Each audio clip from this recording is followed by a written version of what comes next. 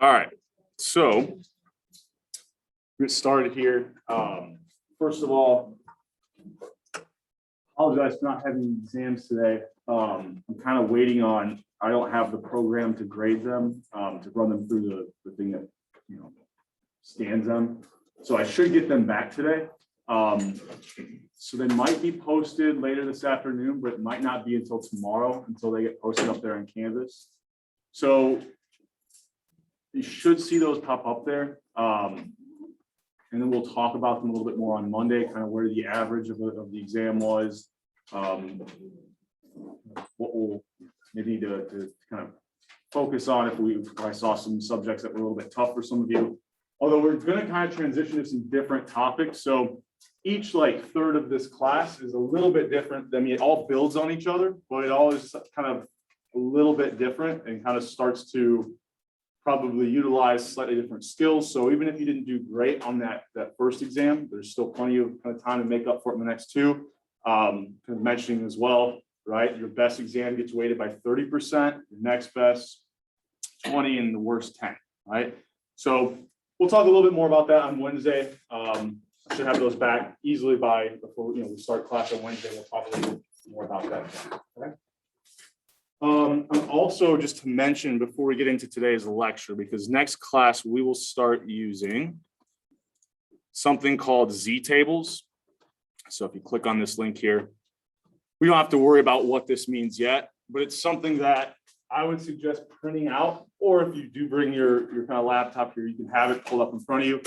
But it's just unmanageable for me to try to show you that on the screen and you to be able to read it. And it just makes things a lot clunkier if I have to kind of keep going back and forth. So I might show you one, but it's going to be very hard to see the numbers. But if you have it there in front of you, you can kind of follow along. Okay. So I would suggest trying to get that printed out, put it in whatever materials you bring to class. And I'll kind of expect that you have that in some form in front of you from here on out.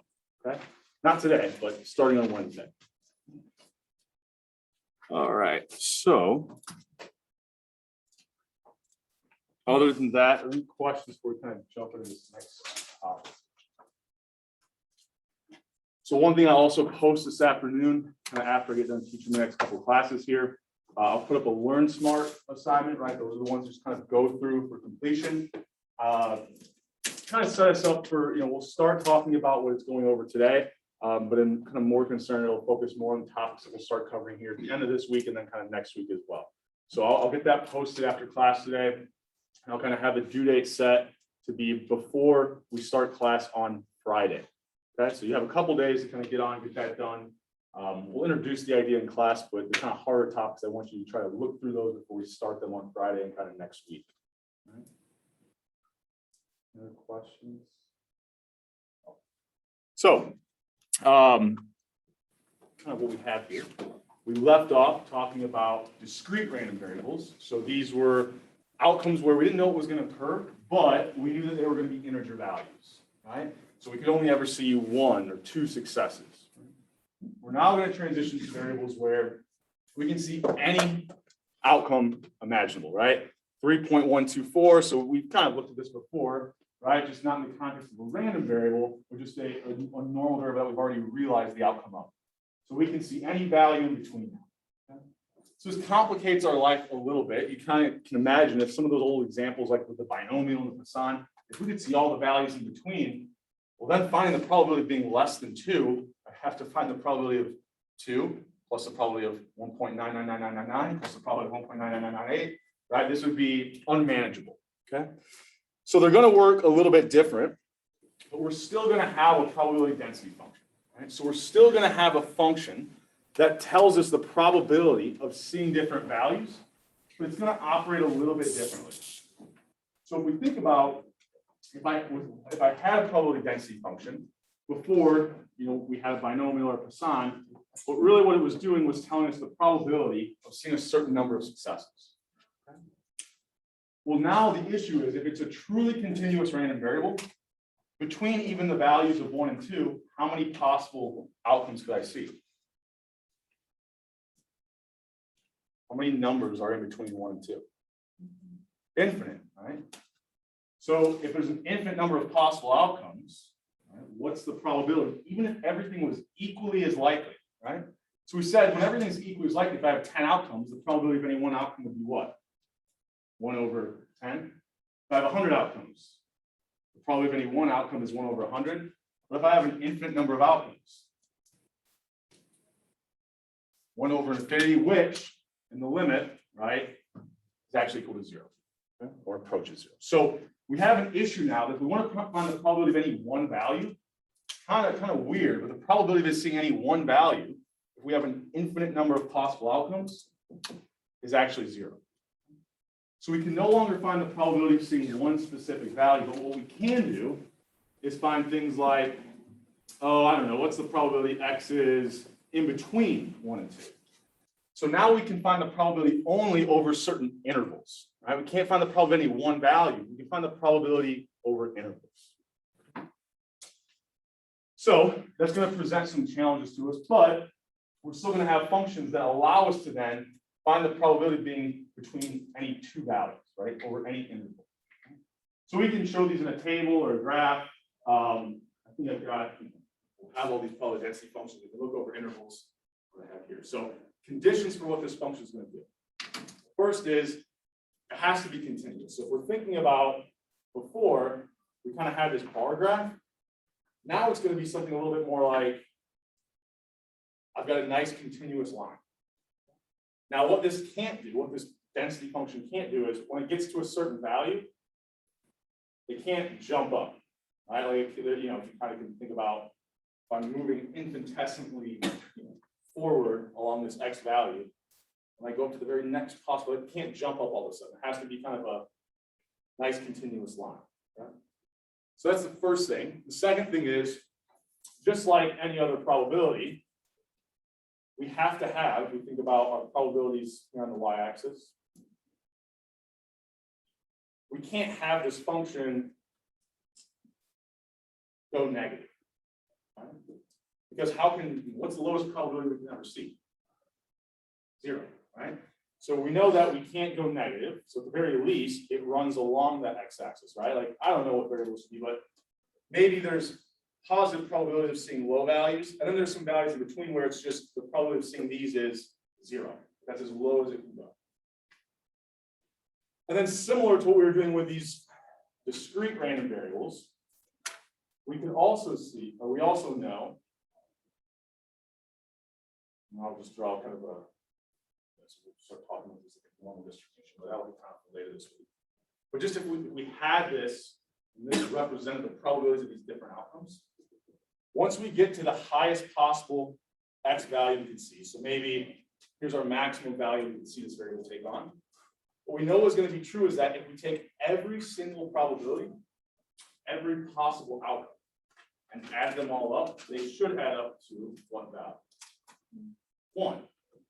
So here it's almost like, I hate to like make you revisit calculus, but right, the idea would be if I could break this down into infinitesimally small rectangles, right? Because I can't find the probability of any one value.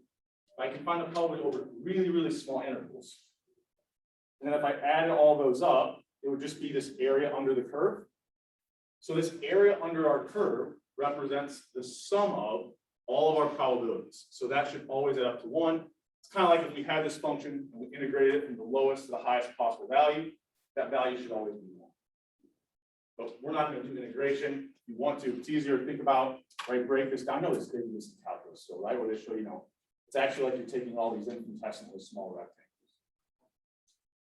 So the properties really haven't changed from what we were doing before. It's just these probability density functions, the form of them is a little bit more difficult to deal with. But we have some ways to make it a little bit easier. So kind of mentioning here, this is very similar to what we're doing with the discrete random variables, just in continuous form. So, I typically draw a continuous random variable as this kind of bell-shaped curve or a normal distribution. It doesn't have to be. In fact, today the distribution that we'll focus on doesn't look anything like this at all, right? It can take on any form, and the one we'll do today is actually a little bit easier. But if we had this, right? Excuse me, our x-axis is just representing the different possible outcomes we can see. Instead of now just 1, 2, 3, 4, it's any of these values. Our y-axis is still kind of representing our probability of seeing these different values. which is, like I said before, it's kind of tough to wrap your mind around that. The probability of one value is 0, but the probability of different intervals, right? We can kind of break these down to really small intervals. So maybe you want to think about this as, oh, let's say I was, choosing a person at random, right? And I say, what's the probability their, height is in between, I don't know, 4'10" and 4'11"? Well, that's probably a smaller probability over that interval than if I ask you what's the probability they're in between 5'8" and 5'9", which is a much more common height.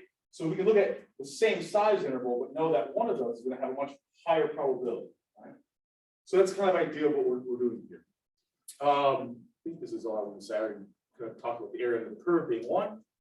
And so using this idea that the area under the curve is 1, we can start to think about if we had a function, we could start to do some things to find the probability of being in between two different values. So we'll start off thinking about a cumulative density function instead. Right? So a cumulative density function is going to tell me the probability of seeing one value or anything below it. Right? So I think I've got some visuals here, but I'll try to use an example as we go through this. That's a lot better. There we go. So let's think about, maybe I want the cumulative density that I am below some value A. Right? Well, that would be like taking the probability of seeing something in this small interval, right?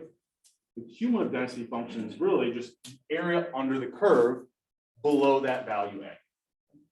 So the way we're going to write this is capital F of A will return to me the probability of seeing A or any value below. Now, what that function looks like depends on the type of variable we're looking at. For now, any function we'll kind of think about, we can write this. So, some properties of this cumulative density function, kind of like what we talked about with the relative or cumulative relative frequency. As we get to really, really high values of X, what should that cumulative density function be getting close to? Well, if I got up to the maximum value of X, let's say I can't see anything past this, the probability I see the maximum value or anything below it should just be 1, right? I'm looking, taking the highest value, so what's the probability to see the highest value or anything below it? Well, I'm adding up the probabilities of every possible outcome. So we know those add up to 1. So the cumulative density function, as we get close to that maximum value, starts to get really close to 1. What if I start looking at really, really small values for X? Well, now my cumulative density function, the area under the curve, right? But to the left of the value I'm looking at, just starts getting smaller and smaller, right? Or approaching 0. Okay? So the cumulative density function works very similar to when we were talking about the cumulative relative frequencies. So a little bit, not review, but kind of relating to some things we've already talked about. So I already have this up here, right? We can think about this cumulative density function will always give me the area under the curve and to the left of whatever value I put into that. So what if I wanted instead the probability that X is greater than some value V? How could I use cumulative density functions to find this? Well, if the cumulative density function tells me the area to the left, how could I get the area to the right? The area under the curve is 1. It's almost like if this was event A, then the area to the right of that value would be like. So think about this. If I'm saying, what's the probability X is less than or equal to 2, right? And this is my event A. What would this area represent? Well, that's just the probability X is greater than 2. So this really represents kind of like the complement. Right? We know those two areas would have to add up to 1. So how can I use this cumulative density function to find the area to the right? Well, I just take 1 minus that cumulative density function of whatever value I'm going to use. Because that cumulative density function will give me the area to the left, and the area of the curve is 1, so the area to the right must just be 1 minus that. Okay. Is that clear? Are there any questions on that? So like when we do this in practice, moving forward the next couple of weeks, we'll be doing this, and we're really using that complement rule without explicitly saying it. Right? And really, that comes from the fact that we know the area under the curve is 1. So what if I wanted the probability I'm in between two values? So I want the probability I'm in between two values. What's this going to be? I'm trying to give you a nice visual. So I listen, this is my life.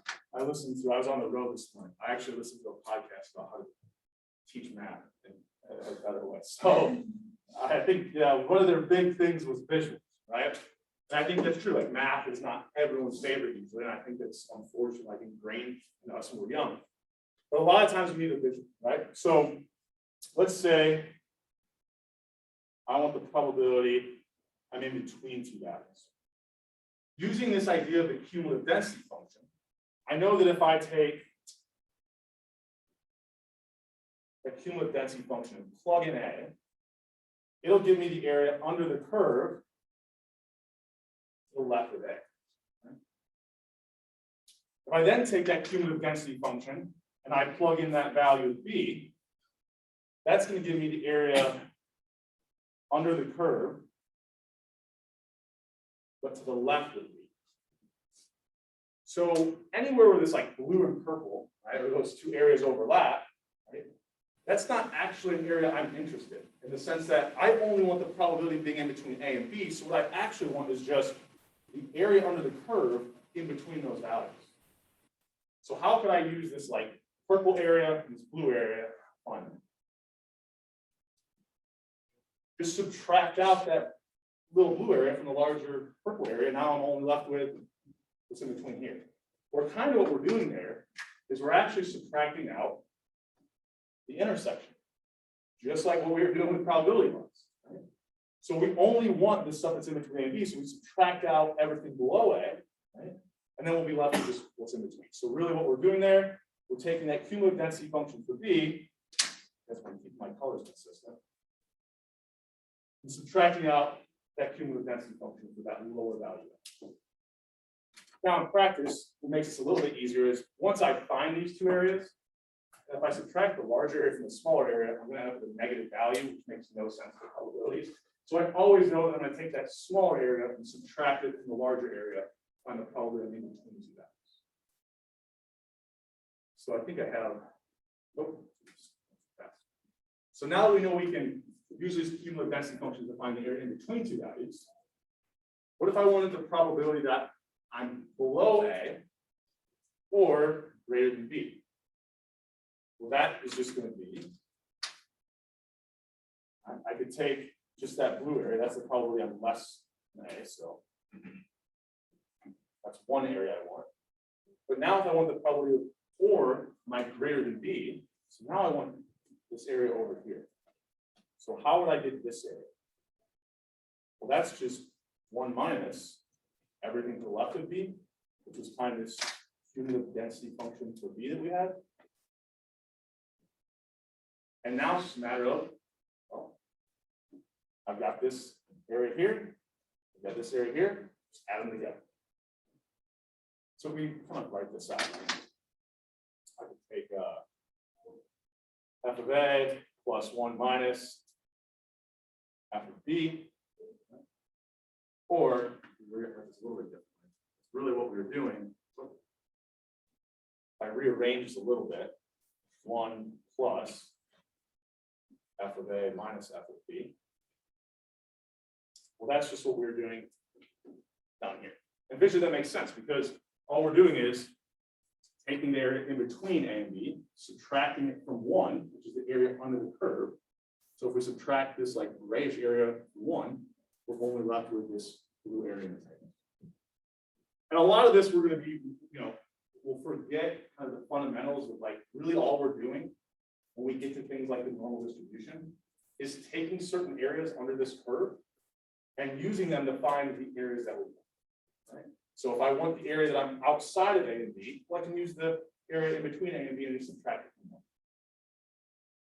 So these will be like some of the fundamental stuff behind what we eventually end up doing when we actually start using actual functions for this cumulative density function.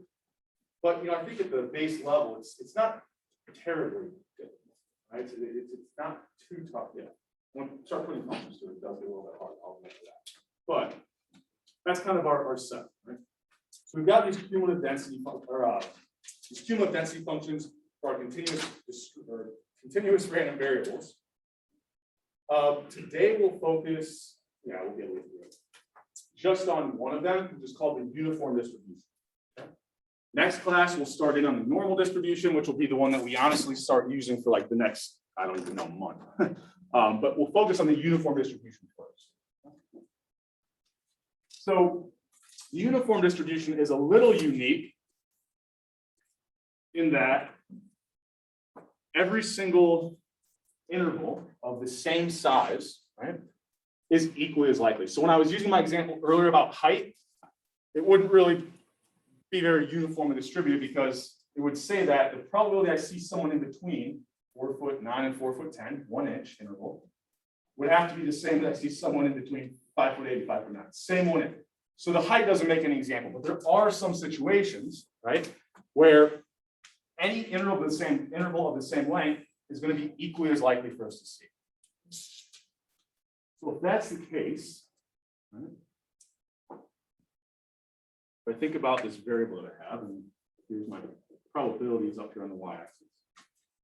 What it's really saying is that the probability I'm in between two values gives me the same size interval. So here I've made it easy. What's the probability I'm in between 1 and 2? Probability I'm in between 4 and 5. They're both an interval of 1.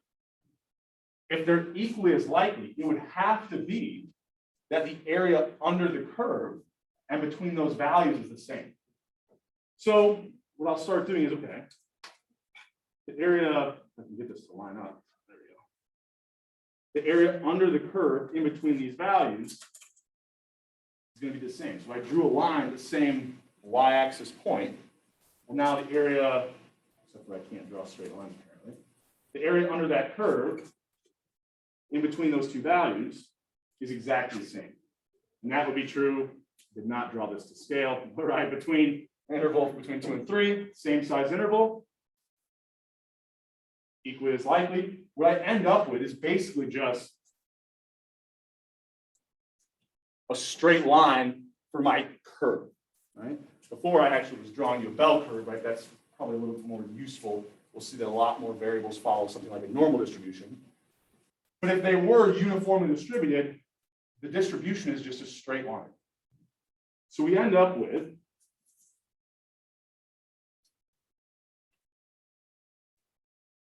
one second here to draw this out. What we end up with is, if we look at our maximum and minimum values for this uniformly distributed variable, so I think some of the examples I use maybe like wait time, actually just an example for another class. So we're doing like, go to the BMV and like the wait time between all these times, you never know what you're going to get, right? Like you might walk in there and it might be there for an hour. You might walk in there, you're there for 10 minutes, right? So whatever the lowest possible value is, so maybe in that example, 0, whatever the maximum wait time is, oh, maybe it's 2 hours. I don't know. Hopefully it's not longer than that. The probability that any interval you take of the same size within it, it's all the same likelihood. So you basically just end up with a rectangle as your, continuous random variable, right? Where your distribution just looks like a rectangle. So when I say the area under the curve, well, here our curve's a straight line. So it starts to get a little bit easier. So that's where we're kind of starting. If I think about the way I'm going to notate this, or you'll see it, the notation kind of in the book, or if you look elsewhere, usually they use some kind of lettering to represent this maximum and minimum value. So what ends up being true is the height of this distribution. When you think about it this way, it kind of goes back. If I have 10 possible values, the probability of any one value would be 1 over 10.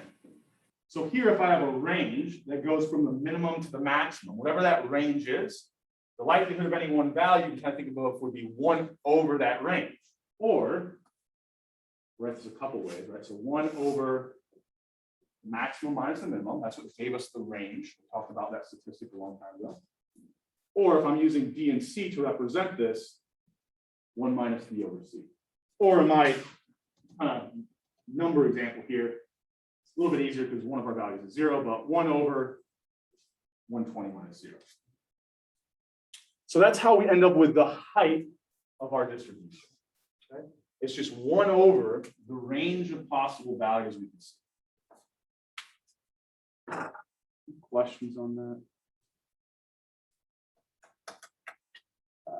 So, and just to be complete in the way, mathematically writing this, anything outside that range has a probability of 0. So if you really want the visual for this one, it's almost like any value outside the range, the probability is 0. So it's technically not a rectangle, it's more like a hat, right? You got this rectangle and then kind of these lines that run along the x-axis. So I mentioned this. So if we want the probability we're in between any two values, we can look at this formula and this would give us that probability. But I'll give you a little bit easier way. I think it's an easier way to think about this, right? So let's say I want the probability here that I'm in between two values, and we'll call A the lowest possible value in that interval, and B is the highest possible value, right? I don't know, maybe this is something like 40 and 50. We'll just put some numbers as we're working through it. What shape is that interval? Rectangle. How do you find the area of a rectangle? I mean, length times width, base times height. You usually say that with triangles, but the idea is, right, just take the length of that rectangle, multiply it by the height. What's the height of that rectangle? 1 over max or minus the minimum, or 1 over d minus c here. What's the width of that interval?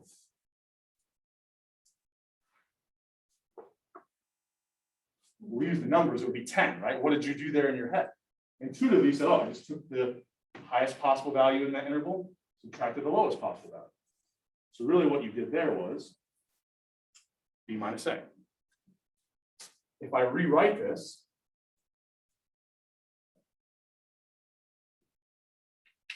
I get exactly what I have up there on the screen. Okay. So really, the density function for a uniformly distributed variable, you're just finding the area of a rectangle. And I would argue every time you have a uniformly distributed variable problem, or you're kind of working with a uniformly distributed variable, draw this out and just, oh yeah, I'm finding the area of a rectangle. Just find the width of that rectangle, and I'll always know the height.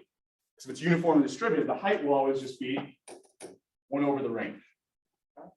So I think that's the easier way to think about it personally. If you want to just, I don't know, rote memorization, use this function, I guess, by all means, go for it. But, I think intuition usually helps us arrive at the correct answer a little bit better. And finding the area of a rectangle, I think it's a little easier. Any questions on this before we kind of keep progressing? Okay, so got this kind of nice. I already have this up on the board, right? We got our height. One thing we can then start to do is, just like with the binomial of Poisson, start to find things like the mean and the variance of this variable, right? This uniform and distributed variable. So let's use some slightly different numbers to kind of show you some pitfalls that we want to avoid when we're doing this.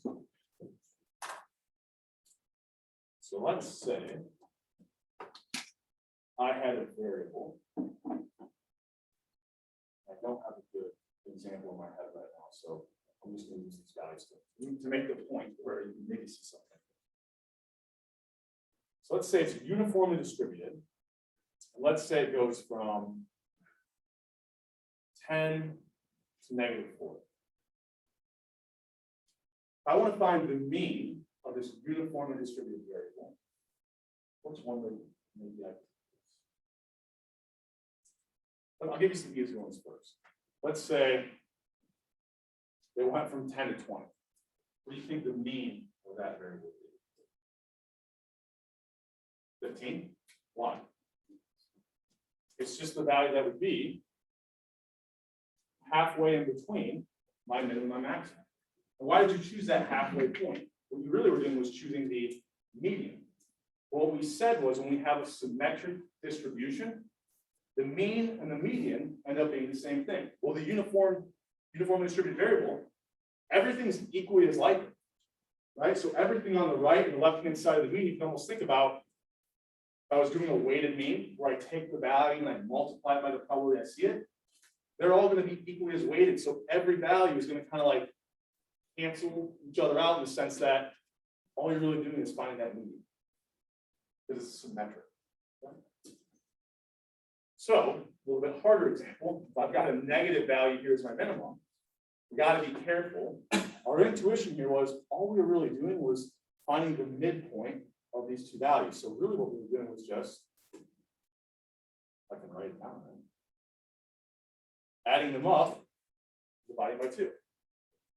So here, what would my mean be? So if I think about, yeah, why is it 3? Well, 10 plus -4 divided by 2, that's just 6/2 or 3. But what I see a lot of people do, and honestly, I can fall victim to it too. If you just look at this real quick, you might think, oh, 10 plus 4 divided by 2, it's got to be 7. Well, wait, like this is a negative value, right? When you're adding that negative value, you have to factor in that negative sign. Right? Don't just kind of look at the two values, going more with that negative sign. And I think if you draw it out, let's say you did make that mistake. If I'm trying to draw this to scale, and I do this incorrectly in my head, oh, the mean's 7, and I plotted 7 here. Oh, well, 7's a lot closer to 10 than it is to -4. I must have made a mistake somewhere. So I should be finding the value exactly in the middle of my minimum and my max. So this was wrong. I was using this to make a point. I always said this was. So, our intuition, I talked through that, right? Our mean, or once again, when we're looking at a random variable, another word for the mean is the expected values. Because we haven't realized this yet. This is still like we're factoring these probabilities. This experiment, we haven't ran it, we haven't seen the outcome yet. So the expected value would be whatever that means. Now the variance, there's no real intuition. Once we look at the formula, we can kind of draw out some intuition from it, but the variance is going to end up being your range of possible values, right? Maximum minus the minimum, squared divided by 12. If you're really interested in this, you can Google uniform variance mathematical proof. It'll walk you through why if you take, every possible x value, you subtract the mean, which you know is just maximum plus the minimum divided by 2. You then look at those deviations squared, multiply it by the probability it occurs. Well, the probability it occurs is given to you by this. Right? You could basically simplify this down, and it will always simplify down to whatever the range is squared divided by 12. It's a little waste time in mathematical. It's not overly interesting, but we'll always arrive here. Right? And it kind of makes sense. Like the 12 part seems a little arbitrary. We work through the proof and see where that comes from. But really, the variance of our uniform distribution is just going to be dictated by how wide is that distribution in terms of how far apart are the minimum and the maximum. Right? And that's factored into that equation, right? It's taking the range into consideration. If we wanted standard deviation, what should that be? Just the square root, right? Doesn't change. Okay? I feel like I've said this a lot. Hopefully we all remembered that when it came to the exam. The variance, right? To turn that into the standard deviation, all we're doing, taking the square root. Okay? All right, so any questions on this before we keep moving? So once we have these formulas, pretty easy to find the mean and the variance. Really all we need are the minimum and the maximum value.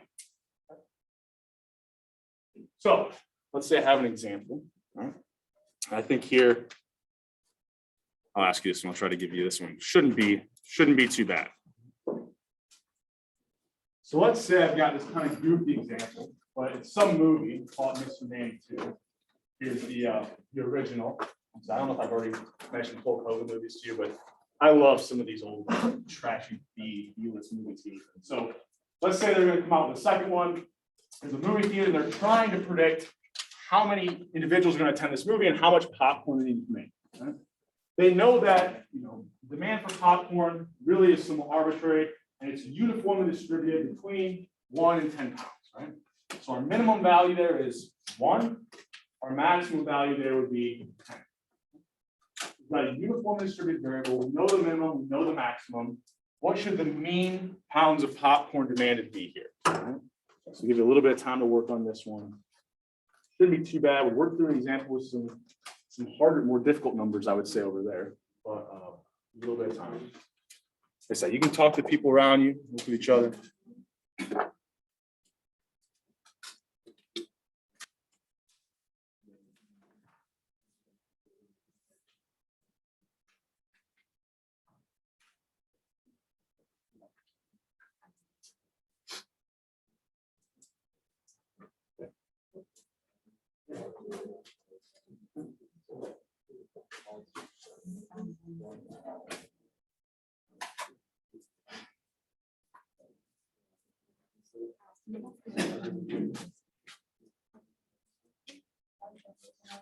All right.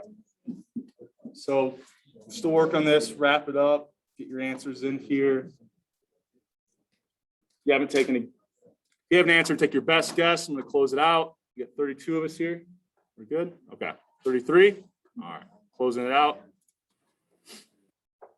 So I would, if it were me, draw this out real quick, right?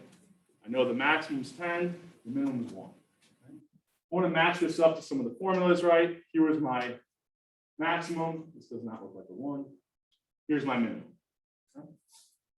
If I want the mean, what should I simply have to do? I'm just looking for the midpoint of these two values, or the mean of those two values. Well, the mean would just be add those numbers up. How many numbers do I have? 2. So 11 divided by 2, I should end up with this mean of 5.5.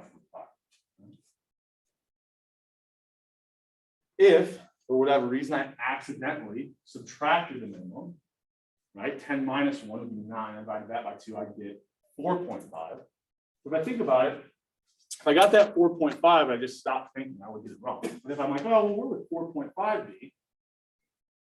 Well, notice 4.5 is 3.5 away from 1, but it's 5.5 away from 10. Well, no, I need to find the value that's smack dab in the middle. I know I did something wrong if I approach it incorrectly. So we end up with the correct answer right at 5.5. Questions on that one before we get? Okay, so, and hopefully, why should C make absolutely no sense? The concept of a mean, we talked about this before, it has to be somewhere in between my lowest and my highest possible value. My lowest and highest possible value are 1 and 10. How am I going to get 95, right? That maximum is saying I can never see this random variable take any value past 10. Okay? So, just a reminder, right? We're looking for the probability of being in between two values. We said if we draw this out, we're really just looking for the area of a rectangle where the width is b minus a, so the range of values we're interested in. And the height of our distribution is 1 over the range, or 1 over maximum minus the minimum. So hopefully, if we've been following along, this one shouldn't be too bad either. So use this one as more of a check to make sure that you guys were following at all what I was talking about. So let's say they make 9.5 pounds, and they want to know what's the probability that we've made enough. Well, if they've made 9.5 pounds, really what we're interested in then is what's the probability demand is somewhere in between 9.5 and 10. Sorry, this isn't if they made enough. Did they not make enough, right? So the only way they didn't make enough is if demand is somewhere in between 9.5 and 10. Okay? So you want to find the probability that demand is somewhere in between 9.5 and 10. That's the interval you're interested You should be able to find the height of your distribution, knowing the minimum and maximum value of the distribution is 1 in 10. We'll give you a little bit of time to work on this one. You want to know the probability it's in between 9.5 and 10, even though the variable itself could take on any value between 1 and 10. So give you a little bit of time to work on this. So I would suggest drawing it out, kind of identify where your interval that you're interested in, where it's at within that uniformly distributed variable. Right? So we already know I've got a pretty nice little visual here. Identify where that interval is that you want to know the probability of, which I said was between 9.5 and 10. Once you find that probability, that's what you're looking for.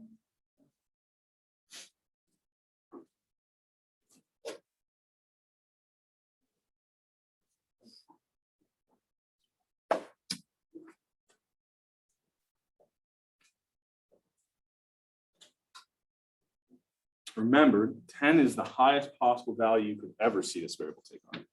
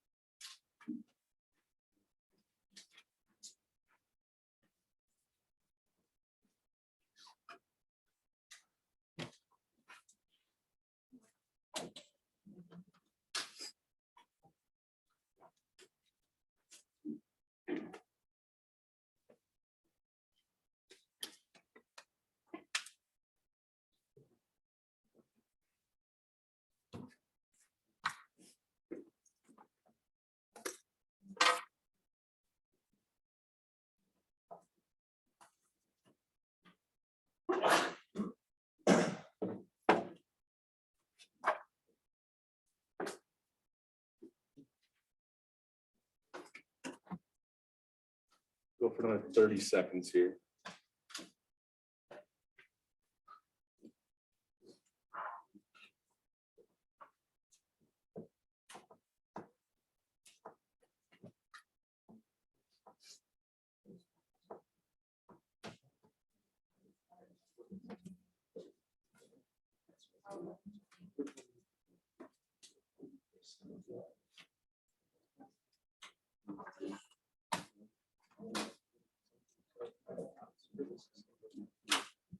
All right.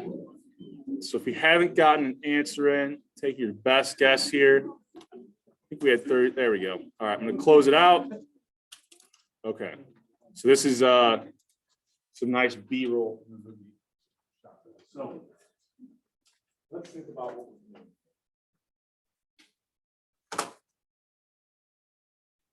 Hopefully, I'm suggesting it. Hopefully, listen to my suggestions. So, right, I've got my minimum and my maximum here, called them E and C. What should the height of my distribution be?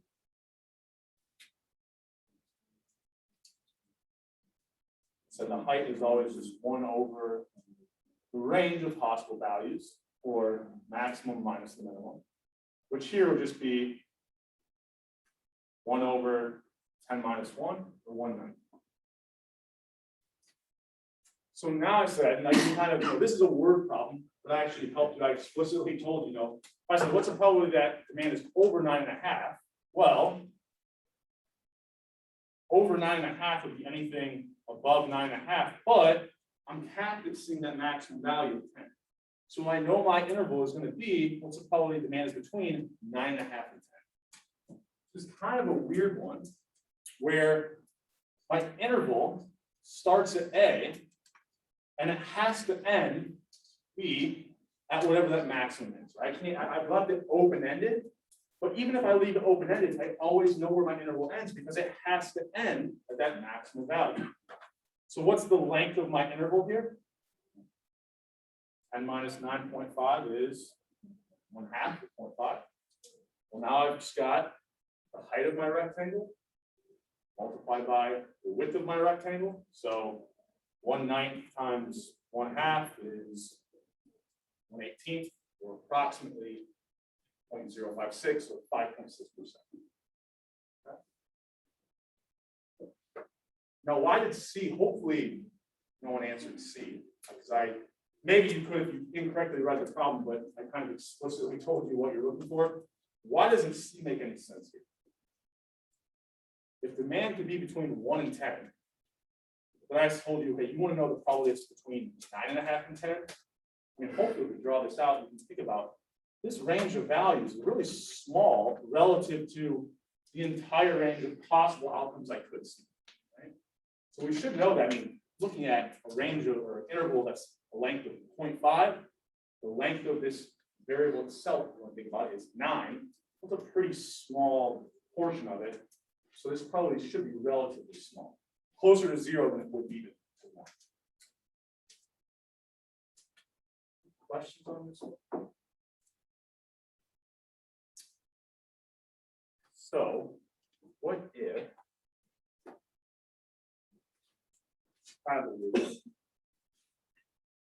let's say I asked for the probability x is greater than or equal to 9.5. That's kind of what we just did. What's the probability demand was 9.5 or greater, knowing that we had to be capped at whatever the maximum is. This is actually, I can rewrite this. That's the probability x is equal to 9.5 plus the probability x is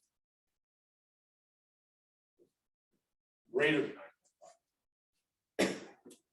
Right? This would include every outcome 9.5 or greater. This would also include every outcome that's 9.5 or greater. I can always rewrite this like anytime I have a quality where it's like greater than equal to, you can always write it out as two separate probabilities, just being equal to that value and then being greater than that value. But notice, what did I say earlier about the probability of being any one value? This should just be 0. To end up with these continuous random variables, which is really weird. And because we can only find the probability over intervals, if I am just looking at one specific value in that range, well, that probability is 0. I can actually rewrite the probability that x is greater than or equal to 9.5 is actually the same as being greater than 9.5. It's kind of this weird quality. It's hard to wrap our heads around. Once we start dealing with some actual, like, a little more difficult functions uniform, I think it'll kind of make a little more sense of why this is the case. But just mathematically, we can see that would be the case here, given it's a continuous random variable. So, also before I go to this next one, so hang on to that idea real quick. Well, actually, so here's kind of it worked through. I'll be kind. Hopefully, everybody can get this one correct. You were listening to what I was saying. Let's say the movie theater makes that 9.5 pounds. What's the probability they exactly predicted demand? So what's the probability demand is exactly equal to 9.5 pounds here? Hopefully everyone can answer this one very quickly. All right.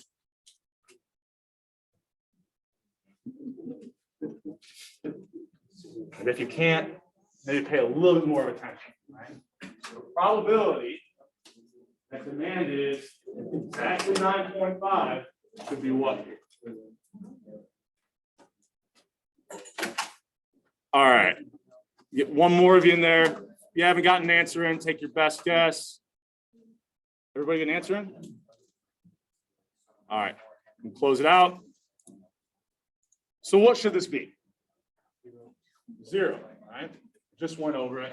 Now, if we actually wanted to work this out, notice if we're looking for the probability of one value, our interval starts and stops at the same point.